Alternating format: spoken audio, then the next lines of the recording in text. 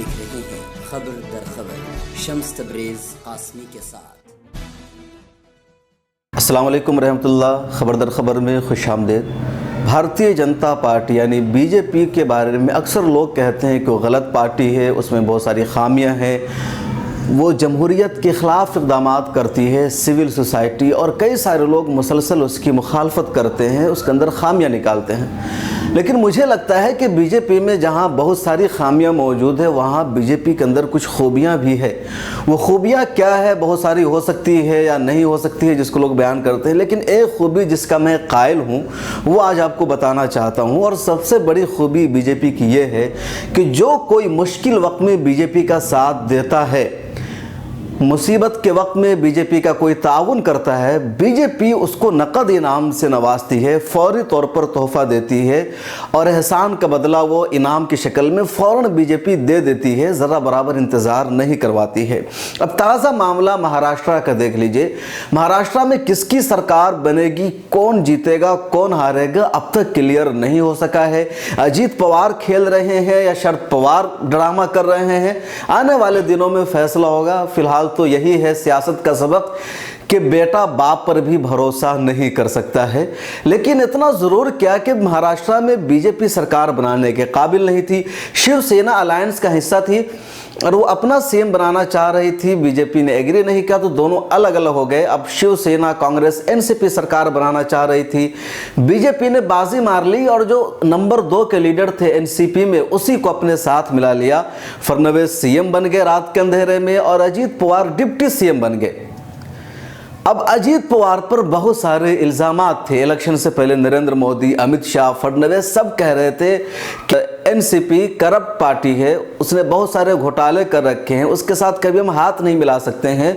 और अजीत पवार को deputy CM बने हुए अभी 48 घंटे भी पूरे नहीं हुए कि उन पर जो इल्ज़ामात थे करप्शन के दूसरे सारे, वो सब के सब धुल गए हैं, हटा दिए गए हैं। अजीत पवार पर सबसे बड़ा इल्ज़ाम था 70,000 करोड़ रुपए सिंचाई के घोटाले का। उस केस में बीजेपी हुकूमत ने महाराष्ट्र की उन्हें क्लीन चिट दे दी है। इसके अलावा 9 केस और थे जिससे बीजेपी ने उन्हें क्लीन चिट दे दी, उनसे हटा लिया है। तो बीजेपी ने नकद इनाम दिया है और कहा जा रहा है कि इसी की वजह से अजीत पवार ने चचा के साथ गद्दारी करके उनके साथ हाथ मिला लिया है। ये कोई पहला वाक़या नहीं है जहां बीजेपी ने नकद इनाम दिया है। अब इससे पहले चलिए हरियाणा में, जिन दिनों महाराष्ट्र का रिजल्ट आया था उन्हीं दिनों हरियाणा का रिजल्ट आया था। महाराष्ट्र में तो ये था कि उसकी अलायंस को अक्सरियत मिल गई है, लेकिन हरियाणा में वो भी नहीं था। दुष्यंत चौटाला जीजेपी के जो सरबराह है, जो पूरी पार्टी है, उसने बीजेपी के खिलाफ वोट मांगा था, बीजेपी के खिलाफ उसे जीत मिली थी और अंदाजा ही लगाया जा रहा था कि हरियाणा में कांग्रेस और जेजेपी मिलकर के सरकार बनाएगी। लेकिन दुष्यंत चौटाला को बीजेपी ने अपने साथ मिला लिया। दुष्यंत चौटाला ने फौरन बीजेपी का साथ दिया। दुष्यंत चौटाला डिप्टी सीएम बन गए और बदले में यह मिला कि उनके बाप जो जेल में बंद थे करप्शन के इल्ज़ाम में और कई सारे घोटाले का उन पर इल्ज़ाम था, उसी दिन बाप को रिहाई मिल गई। और जब हल्फ बर्दारी तकरीब हुई तो बेटे को बाप ने अपनी आंखों से डिप्टी सीएम बनते हुए देख लिया। दादा को भी रिहाई मिलने वाली है। तो बीजेपी फौरन इनाम देती है। और आगे बढ़िए तो बंगाल और बंगाल की जो मौजूदा हुकूमत है ममता बनर्जी, उस पर बीजेपी मुसलसल अटैक करती है, इल्ज़ामात लगाती रहती है। उसी ममता बनर्जी के एक बड़े लीडर थे मुकुल राय, उन पर कई सारे इल्ज़ामात थे और ये सारे इल्ज़ामात खुद बीजेपी लगा रही थी। जैसे ही मुकुल राय ममता बनर्जी को छोड़कर बीजेपी में आ गए, वो बिल्कुल साफ और शफाफ हो गए और अब बीजेपी के बड़े कद-आवर लीडर माने जाते हैं मगरबी बंगाल में। तो बीजेपी की एक खूबी है कि जो कोई उसका मुश्किल वक्त में साथ देता है, बीजेपी फ़ौरन उसको इनाम देती है, तोहफ़ों से नवाजती है। और चंद मिसालें हमने आपको बताई है कि ये कैसे इन लोगों को बीजेपी ने इनाम से नवाजा है।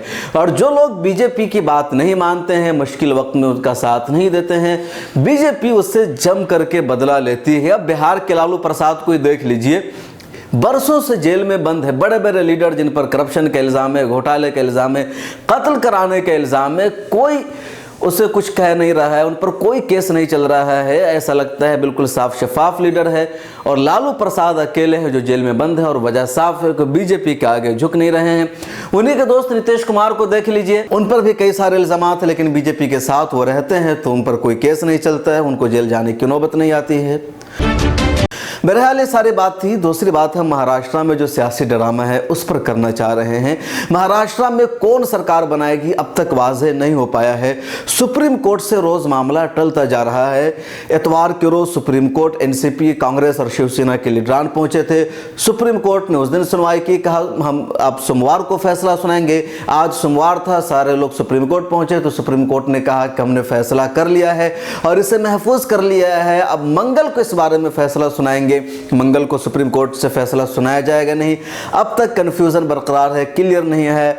उधर दूसरी तरफ अजित पवार जो शरद पवार के भतीजे हैं वो दावा कर रहे हैं कि हम डिप्टी सीएम है, ट्विटर पर उन्होंने बदल दिया है और एनसीपी के लीडर हैं और एनसीपी बीजेपी की सरकार महाराष्ट्र में काम करेगी, महाराष्ट्र की तरक्की होगी।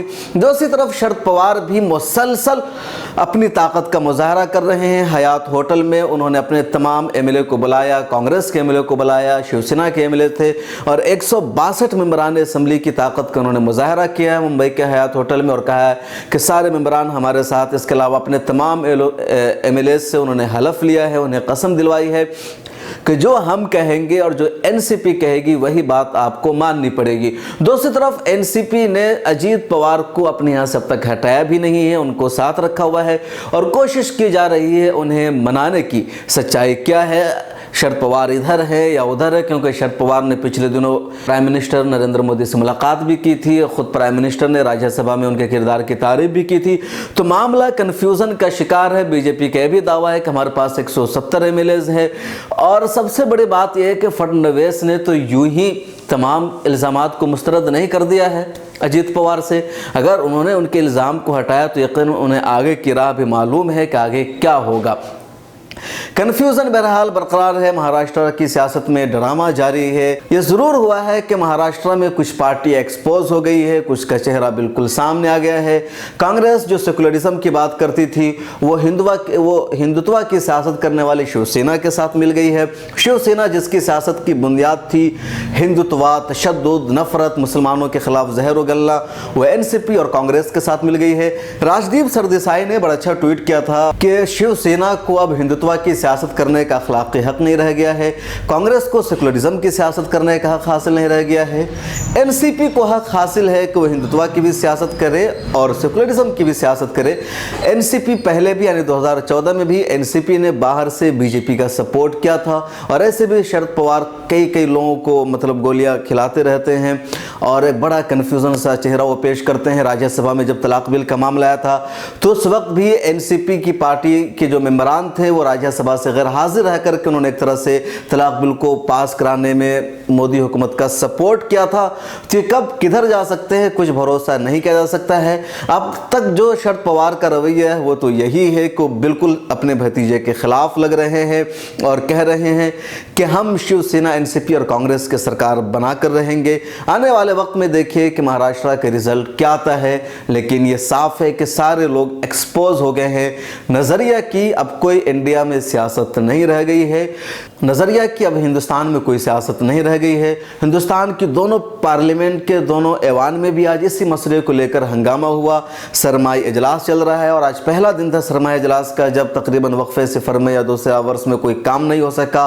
पार्लियामेंट को जो स्पीकर रहे वो भी बहुत नाराज नजर आए और समझाने की कोशिश की, लेकिन कांग्रेस और दीगर अपोजिशन पार्टियों के लीडरान ने जमकर लोकसभा में हंगामा किया, राज्यसभा में हंगामा किया, लोकसभा के बाहर उन्होंने हंगामा किया। सोनिया गांधी भी शरीक थी, राहुल गांधी ने भी पार्लियामेंट में उठकर कहा कि हम एक सवाल करने आए थे, लेकिन जब जमहूरियत का आइन का सरेआम कत्ल किया जा रहा है तो हम क्या सवाल करें। एक सवाल यह भी है कि क्या सिर्फ बीजेपी ऐसा करती है या कांग्रेस को अगर मौका मिलता तो भी ऐसा कर सकती थी। एक सवाल तो मैं आपसे ज़रूर करूंगा और चाहूंगा कि कमेंट्स बॉक्स में आप मेरे सवाल का जवाब ज़रूर दीजिए कि बीजेपी के पास इक़्तिदार है, बीजेपी का सदर जमहूरिया अपना है, गवर्नर अपने हैं, जिसके मरकज़ में हुकूमत होती है सदर जमहूरिया और गवर्नर उमूमन उसी के मंशा के मुताबिक काम करते हैं। यहाँ पे सदर जमहूरिया और गवर्नर ने वही काम किया जो बीजेपी की मंशा थी। लेकिन आप सोचिए कि क्या अगर कांग्रेस के मरकज़ में हुकूमत होती तो क्या वो ऐसा नहीं करती। ये भी आपसे सवाल है कि कांग्रेस और बीजेपी दोनों अपनी हुकूमत बनाने की कोशिश कर रही थी। शिवसेना बीजेपी के अलायंस का हिस्सा थी, लेकिन उससे टूट गई तो कांग्रेस एनसीपी मिलकर के हुकूमत बना रही थी। अब दोनों तरफ कोशिश हो रही थी, बीजेपी कामयाब हो गई, कांग्रेस कामयाब नहीं हो पाई। कांग्रेस भी तो गलत कर रही थी कि शिवसेना जो बीजेपी की अलायंस का हिस्सा है, उसकी आइडियोलॉजी अलग है, उसके साथ मिल करके कांग्रेस सरकार बना रही थी, तो ये भी गैर अखलाकी अमल है। तो क्या बीजेपी का अमल अगर ये गलत है, आयन की धज्जियां उड़ाई जा रही है, तो कांग्रेस जो कुछ कर रही थी शिवसेना और एनसीपी के साथ मिलकर के सरकार बनाने की कोशिश, क्या वो सही था? आपके जवाब का हमें इंतजार रहेगा। और खबर दर खबर में आज इतना ही, फिर मुलाकात होगी।